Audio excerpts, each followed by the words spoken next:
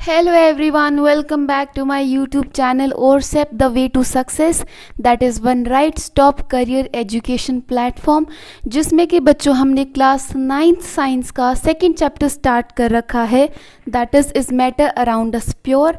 हमने जो है लास्ट में 2 या 3 वीडियो लेक्चर्स मैंने ऑलरेडी अपलोड कर दिए हैं, जिसमें कि हमने लास्ट वीडियो लेक्चर में पढ़ा था सॉल्यूशन क्या होता है, कोलोइडल सॉल्यूशन क्या होता है, इन सब चीज़ों के बारे में हमने लास्ट वीडियो लेक्चर में पढ़ लिया था। आज बच्चों हम लोग पढ़ने वाले हैं कि मिक्सचर्स जो हमारे होते हैं, एक तो हमारे प्योर सब्सटेंसेस होते हैं, दूसरा क्या होते हैं मिक्सचर्स होते हैं। हम लोग मिक्सचर्स के कंपोनेंट्स को कैसे सेपरेट कर सकते हैं, मीन्स हम लोग डिफरेंट तरीके डिस्कस करेंगे आज इस वीडियो लेक्चर में, that how can we separate the components of a mixture. तो जिन्होंने अब तक मेरे चैनल को सब्सक्राइब नहीं किया है वो अभी जाके पहले चैनल को सब्सक्राइब कर लो, बेल आइकन को प्रेस कर लो, ताकि जो है आगे आने वाली सारी नोटिफिकेशंस आपको टाइम टू टाइम मिलती रहे। वीडियो को लाइक ज़रूर कर देना और वीडियो को ज़्यादा से ज़्यादा अपने दोस्तों के साथ शेयर भी करना। अब बच्चों हम लोग स्टार्ट करते हैं आज का हमारा first topic, separating the components of a mixture. Separation makes its possible to study and use the individual components of a mixture. अब पहला क्वेश्चन ये आता है हमें सेपरेशन करना ही क्यों है। तो सेपरेशन से क्या होता है बच्चों, हमारे लिए पॉसिबल हो पाता है कि हम लोग स्टडी कर सके। किसको स्टडी कर सके? अलग अलग कंपोनेंट्स को स्टडी कर सके और उनका क्या कर सके, यूज़ कर सके। अलग अलग कंपोनेंट्स को स्टडी कर सके, उनका यूज़ कर सके, जो कि किसके अंदर प्रेजेंट है, एक मिक्सचर के अंदर प्रेजेंट है।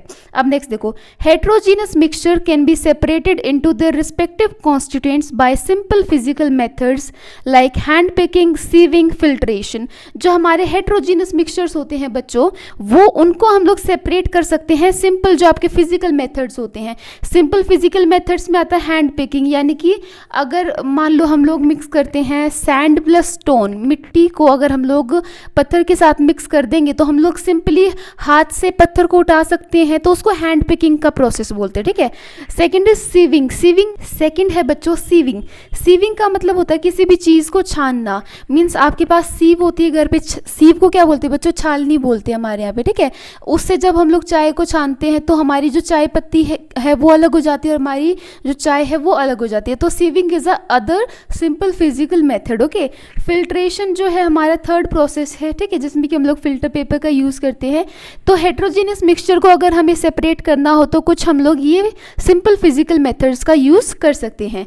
अब हम लोग बच्चों बात करते हैं फर्स्ट प्रोसेस की, दैट इज इवेपोरेशन।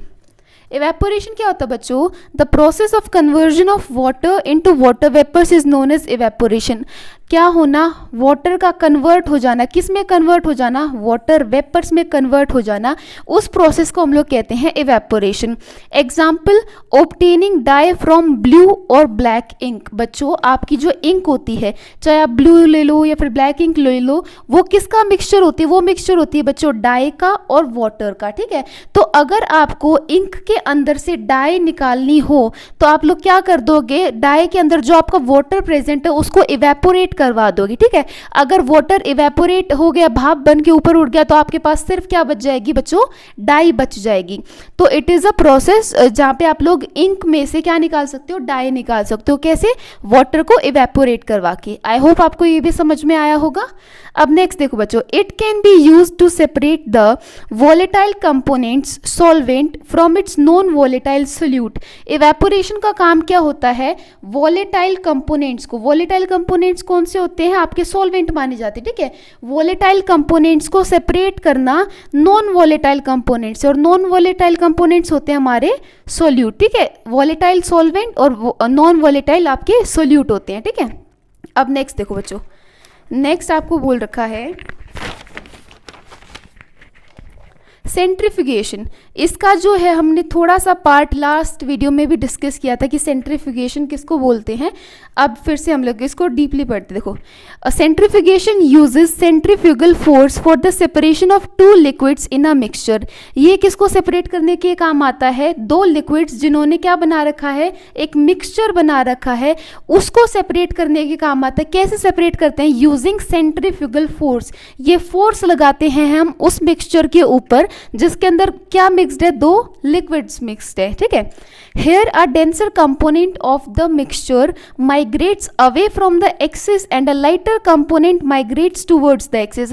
इसके अंदर बच्चों क्या होता है, जो मिक्सचर का डेंस वाला कंपोनेंट होता है, जो गाढ़ा कंपोनेंट होता है, वो तो माइग्रेट कर जाता है दूर। किससे दूर चला जाता है? वो एक्सिस से। जो सेंट्रीफ्यूगल आपकी डिवाइस होती है उसमें क्या होती है, एक एक्सिस होती है।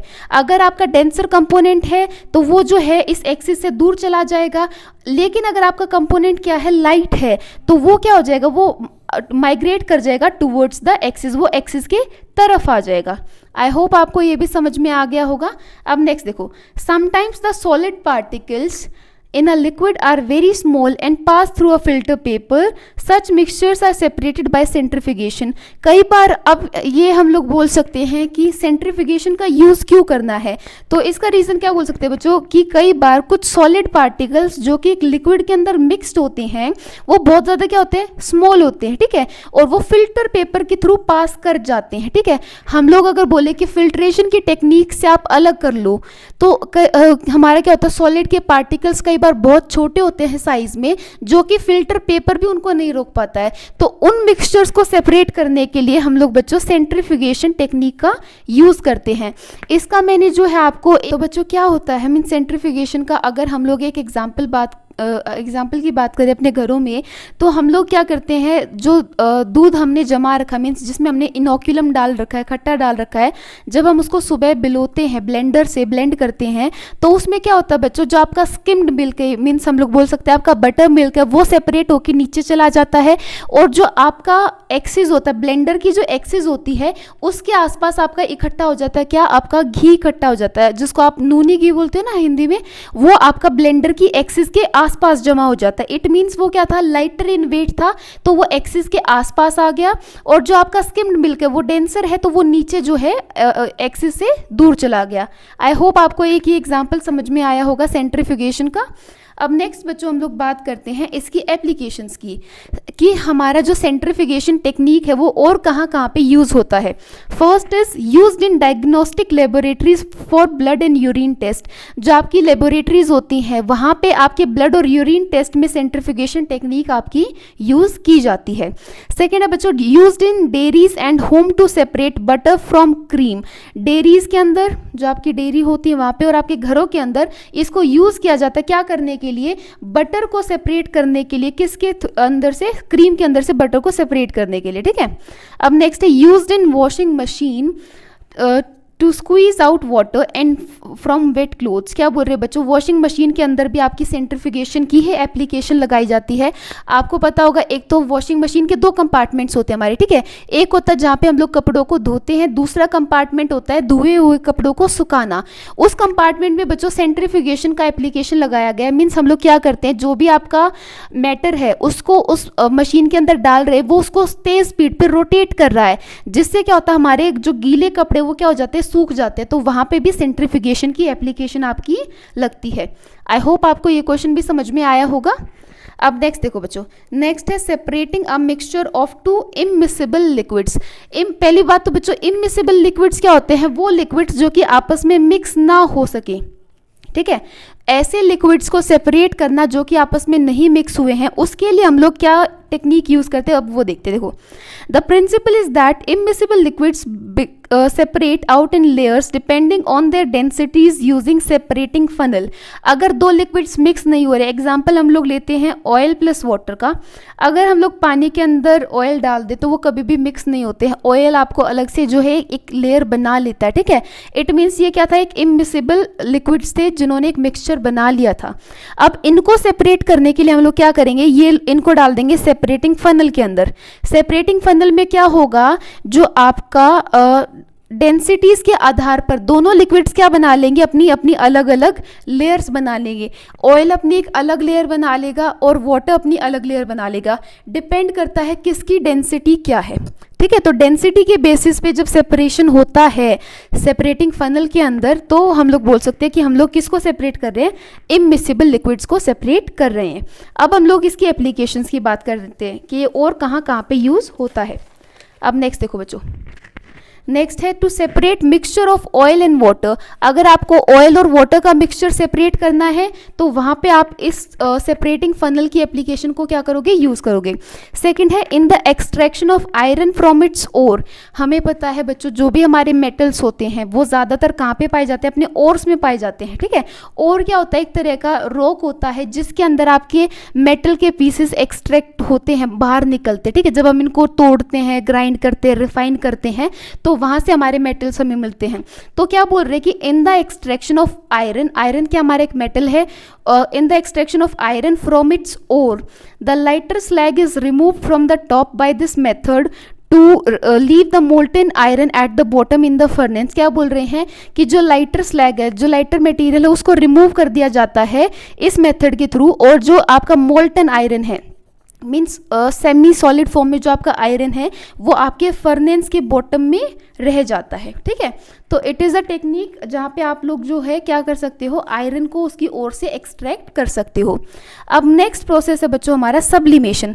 सब्लिमेशन क्या बोलता है, it is the process of conversion of solid into gas without undergoing the intermediate liquid state. ये हमने लास्ट चैप्टर में भी किया था कि सब्लिमेशन वो प्रोसेस है जिसमें कन्वर्जन होती, मीन्स चेंजिंग होती है सॉलिड से गैसियस स्टेट में। हालांकि इसमें जो है कोई भी बीच में लिक्विड इंटरमीडिएट स्टेट नहीं आती है, मीन्स डायरेक्टली सॉलिड किस में कन्वर्ट हो जाएगा, गैस में कन्वर्ट हो जाएगा। हमने यहाँ पे एग्जांपल की बात की थी कैम्फर की या नेफ्थलीन बोल्स की, ठीक है। नेफ्थलीन बोल्स और इनमें क्या होता है बच्चों, वो सॉलिड फॉर्म में होते हैं और जब आप लोग कुछ दिनों बाद देखते हो तो वो एटमॉस्फेयर में रह के वो क्या हो जाते हैं, गायब हो जाते हैं। वो किस में कन्वर्ट हो गए, वेपर्स की फॉर्म में कन्वर्ट हो गए, गैसियस स्टेट में कन्वर्ट हो गए, ठीक है। This is known as sublimation.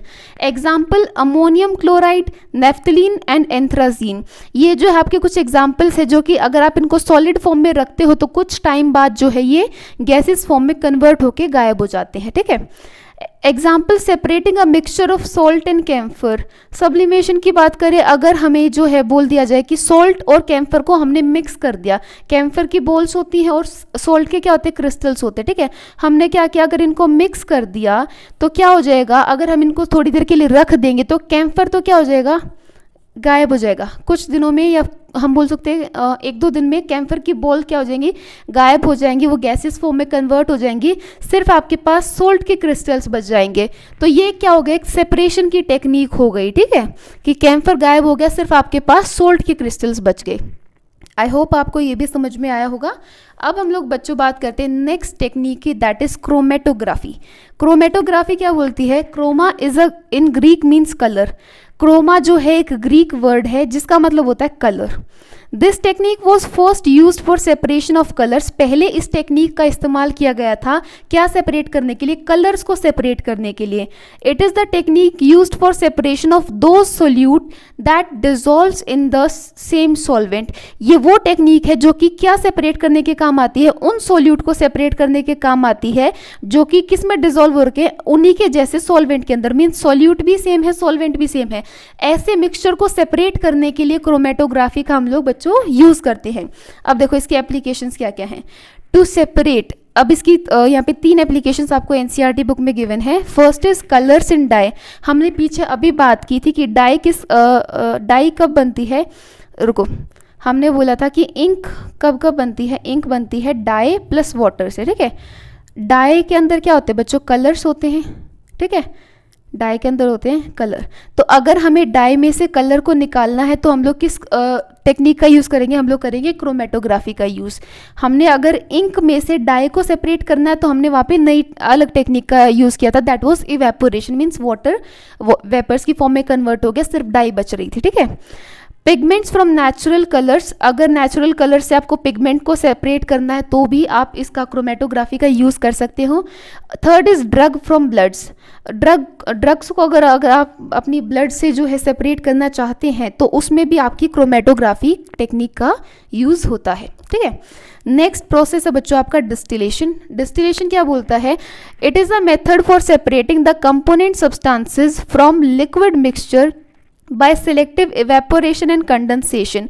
ये एक तरीका है जहाँ पे जो सेपरेटिंग कंपोनेंट है for separating the component substances from liquid mixture. Liquid mixture के अंदर से हमें कंपोनेंट्स को सेपरेट करना है by selective evaporation and condensation. Means कभी इवेपोरेशन करके कभी कंडेंसेशन यानी कि उसको कूल करके हमें तब जो है लिक्विड मिक्सचर के अंदर से उसके कंपोनेंट्स को सेपरेट करना। This is known as distillation. ठीक है, अब देखो हम लोग नेक्स्ट देखते हैं।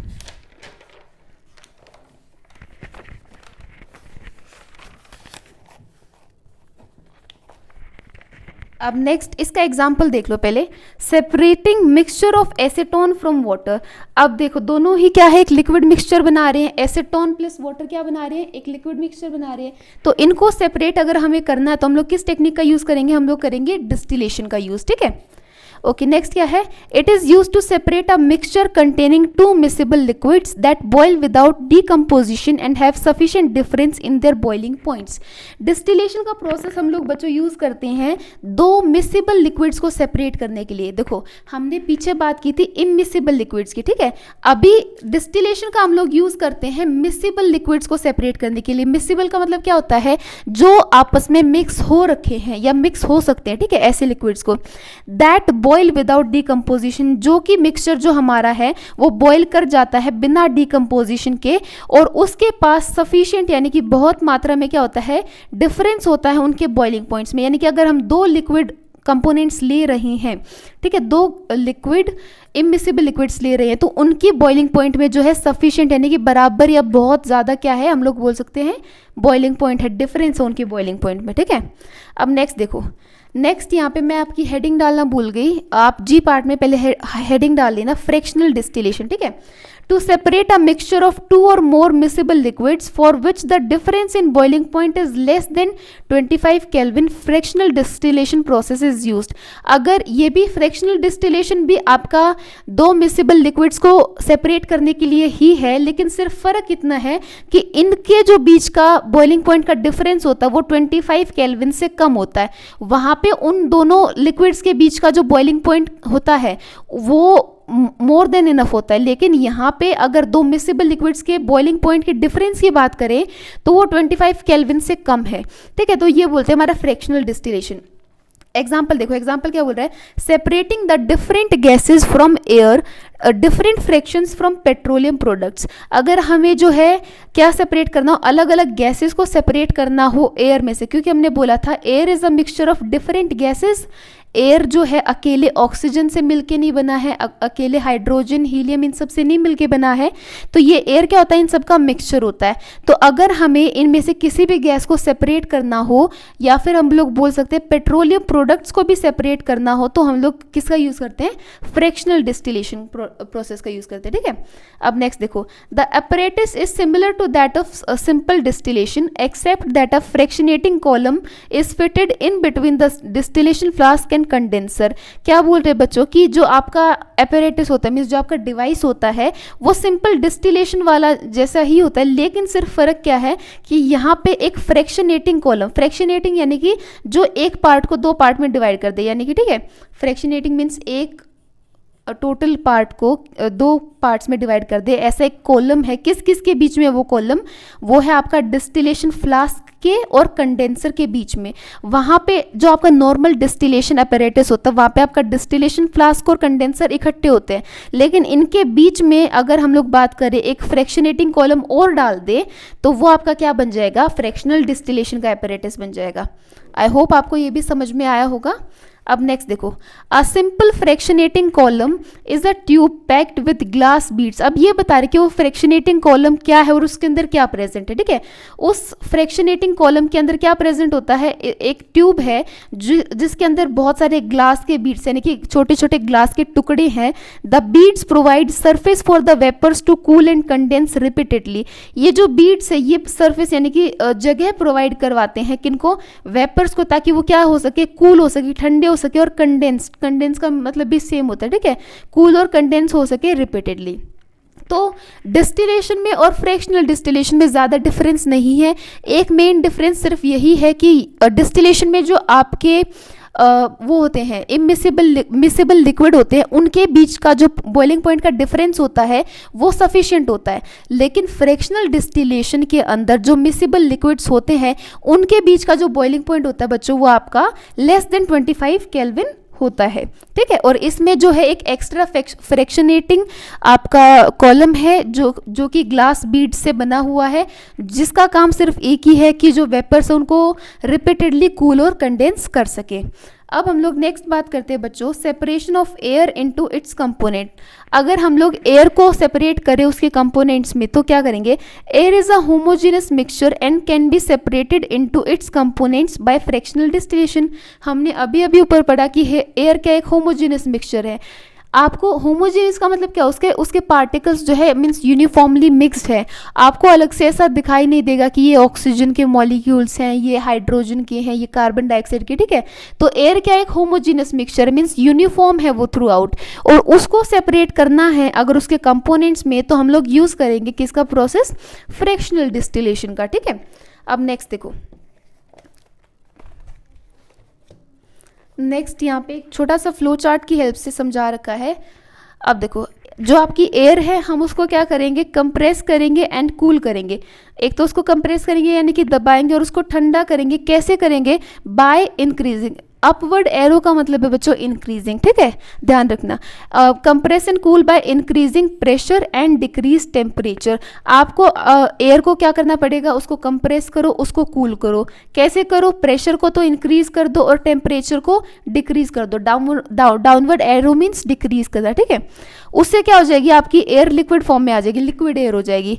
Allow to warm up slowly in fractional distillation column. अब क्या करो, उस लिक्विड एयर को वार्म होने दो, स्लोली धीरे धीरे जो उसको वार्म होने दो। कहाँ पे वार्म होने दो, फ्रैक्शनल डिस्टिलेशन कॉलम के अंदर उसको वार्म होने दो।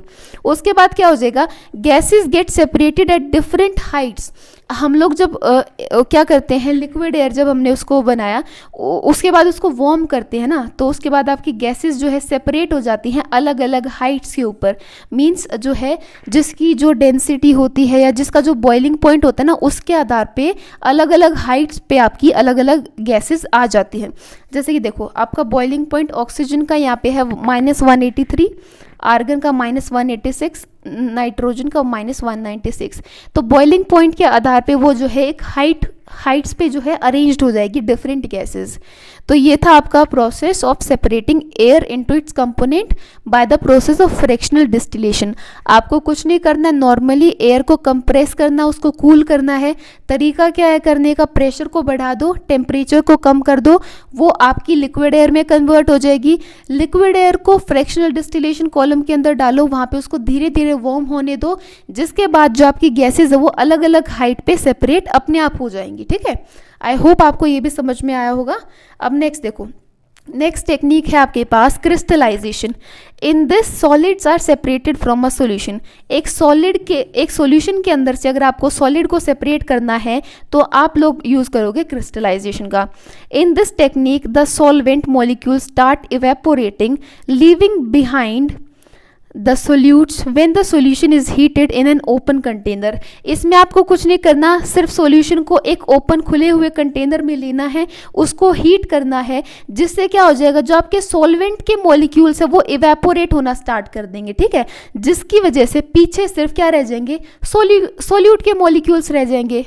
देखो सिंपली क्या करना है, जो भी आपका मिक्सचर है, जो भी आपका सॉल्यूशन है, उसको एक कंटेनर में ले लो, इसको एक बर्तन में ले लो, उसको क्या कर दो, धीरे धीरे हीट करना स्टार्ट कर दो। आपका सॉल्वेंट के मॉलिक्यूल्स क्या हो जाएंगे, इवेपोरेट हो जाएंगे, भाप बन के ऊपर उठ जाएंगे, पीछे सिर्फ क्या रह जाएगी, सॉल्यूट के मॉलिक्यूल्स रह जाएंगे। आपका जो है सेपरेट हो गया मिक्सचर। नेक्स्ट देखो, crystallization is better than evaporation. ये जो है आपसे क्वेश्चन पूछा जा सकता है कि क्रिस्टलाइजेशन इवेपोरेशन से अच्छा क्यों है, क्योंकि ऑलमोस्ट दोनों में काम सेम हो रहा है कि एक कंपोनेंट को हम लोग इवेपोरेट करवा रहे हैं, तो दोनों में से ये बेटर क्यों है। Some solids decompose or some like sugar may get charred on heating to dryness. क्या बोल रहे हैं, अगर हम लोग एवेपोरेशन करते हैं तो कुछ सॉलिड क्या हो जाते हैं, डीकम्पोज हो जाते हैं, यानी कि वो टूट जाते हैं, और कुछ जैसे कि शुगर हो गया वो आपके चार्ड हो जाती है, जब आप उसको हीट करते हो तो वो क्या हो जाती है, ड्राई हो जाती है। ठीक है, तो मीन्स ये जो है एक ड्रॉबैक है एवेपोरेशन का और क्रिस्टलाइजेशन का, ये जो है एक पॉजिटिव पॉइंट है। सेकेंड देखो, सम इम्प्योरिटीज में remain dissolve in solution even after filtration. Filtration के बाद भी कई बार कुछ इम्प्योरिटीज आपकी सॉल्यूशन के अंदर डिसॉल्व्ड रह जाती है। On evaporation these contaminate the solution. जब हम लोग एवेपोरेशन करते हैं तो इसकी वजह से हमारा सॉलिड पूरा क्या हो जाता है, कंटामिनेट यानी कि खराब हो जाता है। ठीक है, तो फिल्ट्रेशन करने के बावजूद भी आपकी सॉल्यूशन के अंदर से इम्प्योरिटीज पूरी तरीके से हटती नहीं है। तो जब आप एवेपोरेशन करते हो ना तो सॉलिड फिर भी कंटामिनेटेड रह जाता है, मीन्स वो स्टिल वो उसके अंदर कोई ना कोई इम्प्योरिटीज रहती हैं। तो इसलिए जो है क्रिस्टलाइजेशन को बेटर माना जाता है एवेपोरेशन के मुकाबले। अब नेक्स्ट हम लोग बात करते हैं इसकी एप्लीकेशंस की। एप्लीकेशंस क्या है, purification of salt that we get from sea water. हमें पता है सी के पानी से हमें क्या मिलता है, सॉल्ट मिलता है, तो उसको प्योरीफाई करने का एक तरीका है क्रिस्टलाइजेशन। अब नेक्स्ट देखते हैं लास्ट एप्लीकेशन।